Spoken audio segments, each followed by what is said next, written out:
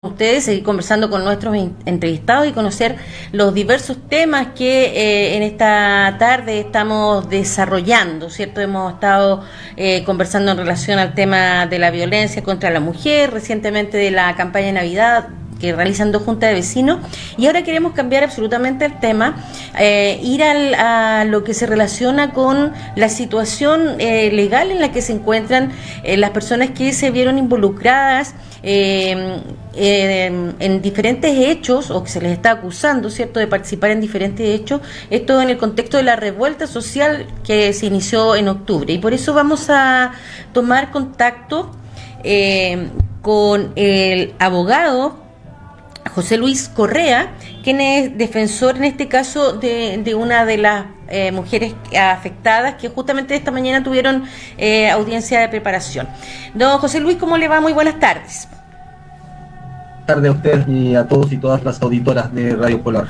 Muchas gracias por acompañarnos, y justamente queríamos tocar este tema porque en relación a la situación que están viviendo en este caso Camila Vera Sandoval y Isabela Baeza, donde durante esta mañana justamente se hizo la audiencia de preparación. Hagamos también un poco del contexto, digamos, del hecho y de qué se les está acusando y cómo se va a llevar este proceso. En este caso, José Luis Correa es el abogado de Camila Vera Sandoval, justamente, para que nos pueda contar entonces en relación a esto. Bueno, ¿qué les puedo contar? Esta es una causa que se inició el año pasado por un supuesto hecho acaecido el día 4 de noviembre del 2019, donde fue detenida mi representada junto con otra persona, que ya la nombró, y fueron pasadas a control de detención formalizadas por dos supuestos delitos: un supuesto delito de desorden público y un supuesto delito de daño a monumento nacional. Esos serían los hechos y los delitos por los cuales se le está acusando actualmente. Voy a hablar particularmente de Camila. Perfecto. Porque soy representante solo de Camila en esta defensa. En este caso, ¿cierto? Ella se le acusa, cuando se habla de monumento nacional, se está hablando del edificio de la Intendencia, esa situación. Perfecto. Así es. Un supuesto rayado en la Intendencia. Un supuesto rayado en la Intendencia y después supuestos desórdenes en la vía pública. Así es, tal cual. Esos serían los supuestos hechos por los cuales fue acusada Camila. Ya, y estos hechos se habrían originado el año 2019, ¿cierto? A fines del año 2019. Así es, el 4 de noviembre del año 2019, para ser exacto, dentro del contexto de lo que se llama la revuelta social.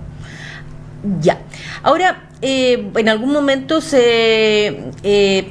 lo que trascendió en los medios locales, sobre todo, es que en esta situación se arriesgaban altas penas para, en este caso que dijimos, vamos a hablar del caso de Camila, y que además, por otro lado, esta situación se ha ido extendiendo en el tiempo. Estamos hablando ya de poco más de un año, ¿no?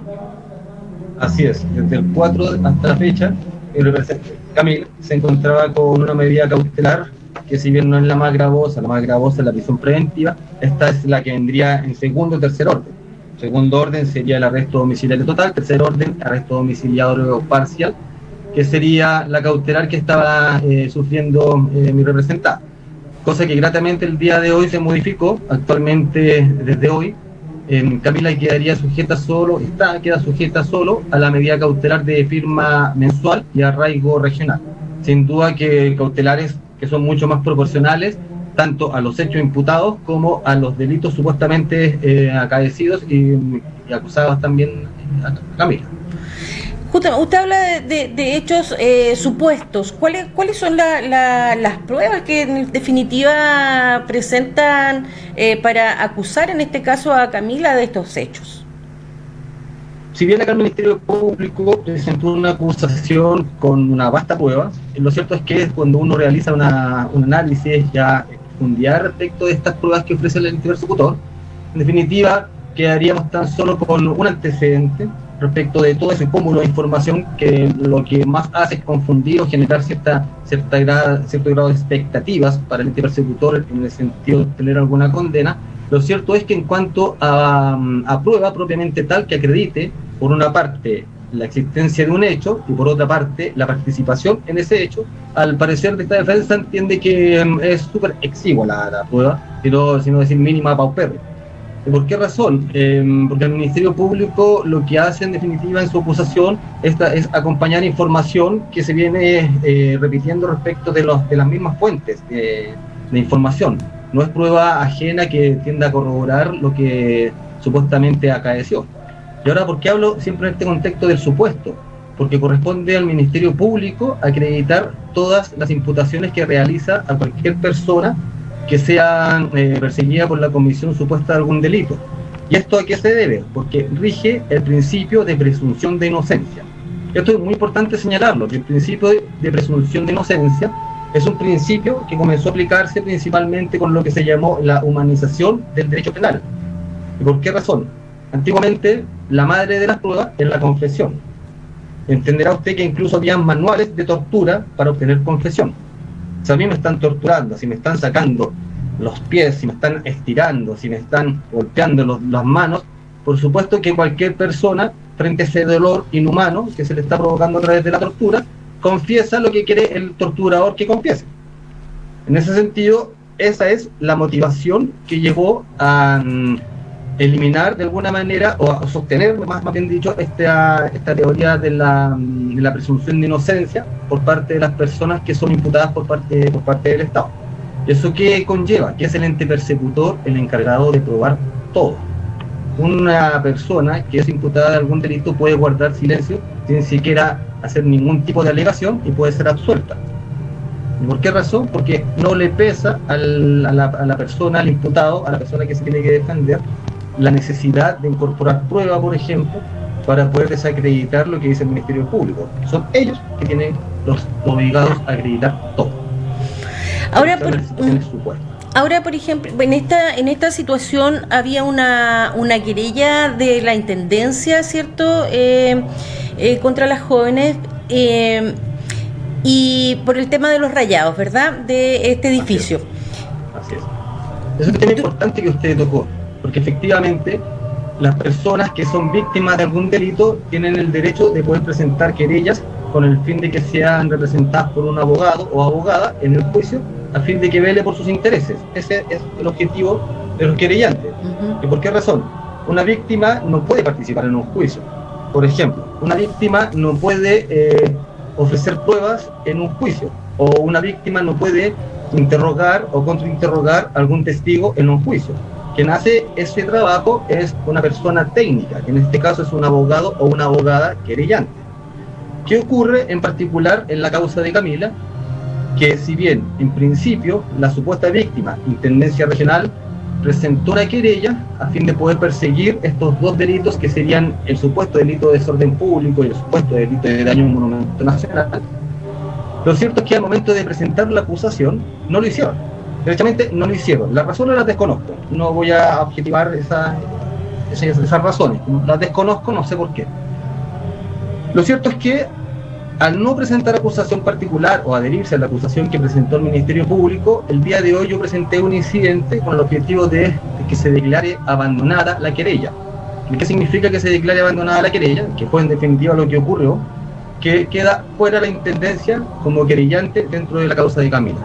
Lo que significa que la Intendencia solo está facultada para poder sentarse a observar el juicio, pero no puede realizar ningún tipo de intervención. Ahora, siguiendo con ese mismo punto, el tema de la Intendencia y este edificio, ¿cierto?, que además se menciona como monumento nacional, se entiende, o uno pudiera entender, ¿cierto?, que cualquier daño que pudiera producirse en un espacio como este, ¿cierto?, debería correr como la misma suerte de quienes afecten ese lugar. Vimos a fines de año, que, por ejemplo, ex autoridades de gobierno o de otros periodos, ¿cierto?, fueron justamente a la Intendencia a pintar el edificio con una pintura que no, evidentemente no era la original. Uno pudiera pensar que también se está digamos, alterando ese monumento nacional. Creo que es importante lo que usted dice, porque efectivamente los monumentos nacionales, para realizar cualquier tipo de modificación, alteración, corrección, etcétera, se requiere efectivamente de autorización de la gente de monumentos nacionales. Ellos son los que están facultados para poder decir si efectivamente esto requiere una corrección, requiere una mejora, una pintura, etcétera, pero de mutuo propio, el habitante de estos edificios no están facultados para realizar ningún tipo de alteración. Y si usted me dice en el contexto cómo se desarrolló, si bien como delito, no lo veo próximo a un delito, pero sí puede ser, por ejemplo, algún problema de carácter administrativo, sin perjuicio de que eventualmente puede ser delito, pero eso depende de la dinámica y de las circunstancias que rodean al hecho. En cuanto al punto, también es importante señalar que el mero hecho de enrayar un monumento nacional, no por ese solo hecho se configura el delito de robo de daño internacional. Se requieren otros elementos para que efectivamente concurra este tipo penal. Por ejemplo, que efectivamente se sepa que tal bien tiene tal carácter y la persona que desarrolla una actividad en contra de ese bien que tiene esta protección, lo hace sabiendo la protección que tiene y lo hace con el objetivo de dañar tanto lo material como lo que subyace al reconocimiento de estos monumentos nacionales. De tal forma que no es solamente una raya y por se cumplir de inmediato los requisitos para poder estar frente a este delito de daño a monumentos nacionales. Hace un momento yo le comentaba el tema del tiempo que ha durado este proceso, ¿cierto? Y que aún no tiene digamos, un fin, una condena, o que se determine en definitiva condena no va a tener. Ya. Vamos a absolver en esta causa. Digamos, pero que tenga, digamos, un fin este proceso. Ha tenido, decíamos, un poco más de un año. ¿Es habitual que situaciones de este tipo duren tanto tiempo? A mí, en esta causa me llama la atención, junto con el tiempo, el plazo transcurrido, la envergadura que le pretenden dar a esta causa. Además, le cuento una anécdota. Hace poco estuve en un juicio oral por homicidio en la ciudad de Copiapó con un colega fiscal que es de su región. Y le comentamos y apareció el tema de Mandujano, y él me hizo el siguiente comentario, me dijo: yo acá por este homicidio estoy pidiendo un homicidio, es decir, quitar la vida, estaba pidiendo como pena 10 años y un día, y él me decía, y me sorprende, allá están pidiendo 15 años por quemar un edificio. Entonces acá hay un cierto grado de despropósito, me parece a mí, con esta persecución tan principalmente en vista o pensando, a mi parecer, en una criminalización de la protesta social, más que una persecución penal para poder proporcionalmente sancionar a las personas conforme al mérito de los antecedentes y derechos cometidos. Porque además es una situación muy particular. Un rayado allá en Punta Arenas es analizada por una sección especial de la Fiscalía, que son los delitos de alta complejidad. Un rayado, entenderlo como un delito de alta complejidad, me parece que es una situación que por lo menos llama a ciertas dudas respecto de qué vamos a entender si es que un rayado es lo grave, qué es lo que vamos a entender como no grave, o por el contrario, cómo se entendería, por ejemplo, el homicidio. Siendo que es un rayado grave, entonces el homicidio sería ultra, mega grave, o no sé cómo poder denominarlo, no sé si me explico. ¿Usted diría que hay una desproporción en el fondo? Completamente. Sí, estas causas sin duda deberían estar analizadas dentro de la Fiscalía. Hay distintas oficinas, por llamarlo de alguna manera, que van investigando distintos temas. Hay una oficina que se dedica principalmente a las causas de baja complejidad, por ejemplo, un manejo en estado de ebriedad, algunas peleas entre algunos amigos, por ejemplo, algunas lesiones leves, cosas como esas, que lo analizan por masa los fiscales. Y hay otras causas que son mucho más complejas, como algún homicidio, por ejemplo, que sin duda que requieren una investigación distinta a un manejo en estado de ebriedad, por ejemplo. No es lo mismo. no tienen la misma proporción, no afectan a los mismos bienes jurídicos, pero en este caso, por eso me llama la atención, un rayado que pase a formar parte de la oficina o de la unidad, digamos sección, sí, y no como corresponde y como pasa en todo Chile, que esas unidades son delitos de bagatela. En muchos casos, por lo general, este tipo de causas se termina por un acuerdo reparatorio. Es más, es importante señalar que la Intendencia, ellos estaban en principio de acuerdo en que esta causa terminara con un acuerdo reparatorio. ¿Qué significa un acuerdo reparatorio? Como lo dice sus términos, un acuerdo, en este caso, entre la supuesta víctima, que sería la Intendencia, y los imputados o las imputadas para el caso. Cosa que no pudo prosperar por motivos que desconozco, sin perjuicio de que hubo un previo acuerdo, hubo una conversación donde se establecieron incluso hasta las condiciones para arribar a este acuerdo, que en el caso de Camila sería realizar unos talleres de orfebrería. Gracias. Sí, en la cárcel de Punta Arenas. De Punta Arenas, en la cárcel de mujer de Punta Arenas. Incluso imagínense, teníamos hasta conversado las condiciones que tendría que desarrollar. Ahora, ¿qué pasó en el camino? No llamado, no lo sé. Ahí nuevamente pasamos a la zona LIS, que uno dice, ¿qué pasó acá? Y lo único que queda es levantar los hombros, porque no sabemos qué es lo que ocurrió. Usted señalaba justamente en relación a cuando hablamos de la desproporción en definitiva del delito versus lo que está ocurriendo o cómo se está investigando. Según su experiencia, ¿cómo se da este tipo de hechos o cómo se está dando en el resto del país?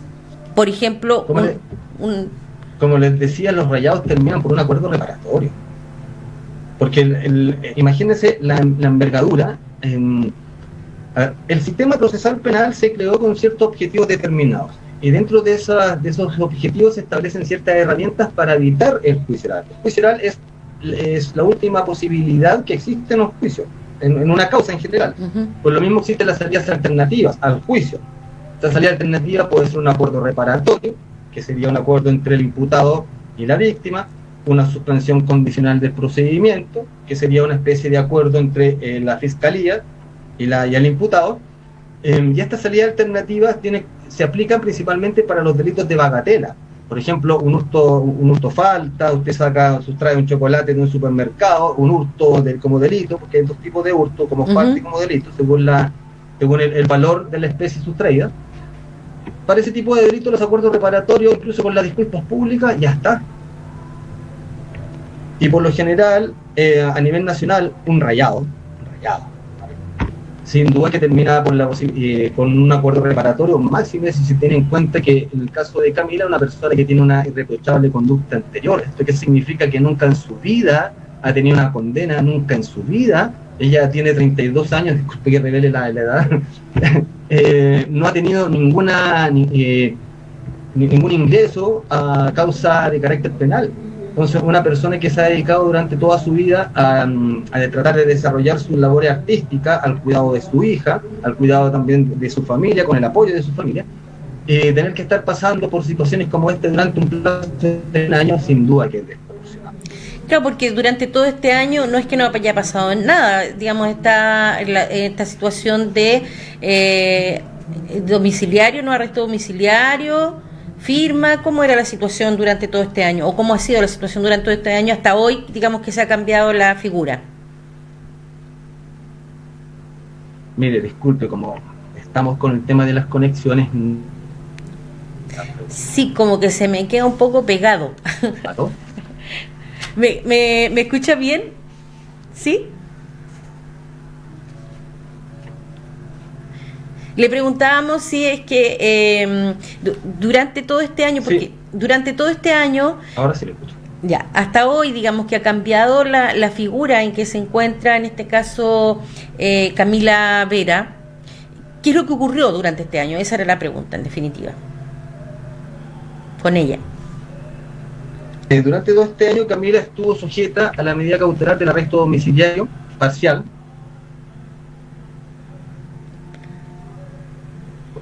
problemas de carácter psicológico tanto a ella como a su familia, particularmente a su hija. ¿Por qué razón?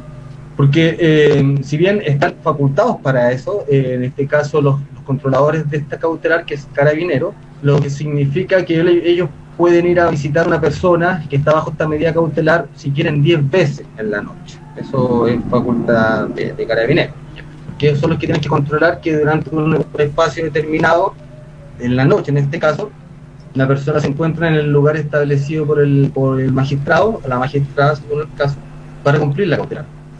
Entonces, que esta dinámica que significa estar pendiente de que va a llegar a controlar, cosa que puede ser como no puede ser, eso queda al arbitrio de Carabineros. Puede ser que en todo este año Carabineros no si ellos querían no podían ir ningún día pues en la noche. Lo cierto es que para la persona controlada esto es una situación sin duda estresante, porque no puede dormir tranquilo en la noche sabiendo de que si pasa Carabinero a controlar y esta persona no escucha, no sale a firmar el registro de este control, le puede acarrear una consecuencia, puede perder derechamente su libertad. Entonces, ¿se imagina usted estar en esas condiciones de alerta constante durante más de un año, durmiendo mal, afectando a su hija, afectando a su familia, porque ella no vive sola? Sin duda que es una situación estresante que era innecesaria, completamente innecesaria. Máxime si se tiene en consideración que en el improbable caso de condena, situación que yo entiendo que no va a ocurrir conforme al mérito de la prueba, pero si llegara a ocurrir en el improbable caso, la sanción se tendría que cumplir en libertad y firmando. De tal forma que en el contexto de las causas que se encuentran dentro de la revuelta social, mi parecer, tanto respecto de la causa de Camila como en general, es que las medidas cautelares se han estado aplicando como una forma de anticipación de pena. Y eso es una situación muy grave. ¿Y por qué razón? Porque son dos instituciones distintas, por un lado la medida cautelar y por otra la pena. La pena se aplica cuando se acredita la existencia de un hecho delictual y por otro lado se acredita que alguien participó de este delito, es decir, cuando ya tenemos una sentencia. Exacto. Cuando hay una sentencia, la persona tiene que purgar por ese delito y tiene que aplicarse una pena que puede ser diversa, ¿ya? Pero el caso de las cautelares es una situación que debe cumplir con ciertos parámetros mínimos, y uno de esos parámetros mínimos es la proporcionalidad. Claro, porque en el fondo respecto a qué, a la eventual pena con respecto a la privación o restricción de la libertad. En ese sentido, si en el caso de una condena yo voy a cumplir esa condena en libertad, no hay razón para que durante el proceso yo me encuentre restringido de mi libertad o privado derechamente de mi libertad. En ese sentido se evidencia la desproporción de la medida cautelar con respecto a una eventual prognosis de pena. Claro, porque en el fondo lo que estaríamos viendo es que pasado un año o poco más de un año, ¿cierto? Hubo, comillas, un castigo, ¿cierto? Durante todo este tiempo. Sin embargo, en el momento en que lleguemos al fin de este proceso, podríamos llegar, y es a lo que apunta, digamos, la defensa, es cierto, a que esto, digamos, finalmente no haya una condena porque no hay un delito, hay un rayado, digamos, y que absolutamente es mínimo en relación a lo que se pretende en definitiva. Sí, efectivamente nosotros estamos convencidos de que vamos a obtener una absolución porque no hay mérito probatorio en la carpeta investigativa que dé cuenta de la participación de mi representada en estos hechos. De tal forma que lo que ocurrió o no ocurrió en la Intendencia el día 4 de noviembre no es un elemento que nos vaya a generar antecedentes que en definitiva lleve al Tribunal Oral en lo Penal a asumir la pretensión del Ministerio Público con el objetivo de obtener una condena. Nosotros estamos convencidos de que no hay participación de mi representada, no hay prueba por parte del Ministerio Público para desplazar la presunción de inocencia que lleva a esta condena. Por tanto, insistimos en que lo que ocurrió o no ocurrió, en definitiva, quien tiene que acreditarlo es la Fiscalía y no lo va a lograr. Perfecto. Don José Luis Correa, le agradezco muchísimo haber sido tan claro para poder ilustrarnos en relación a la situación que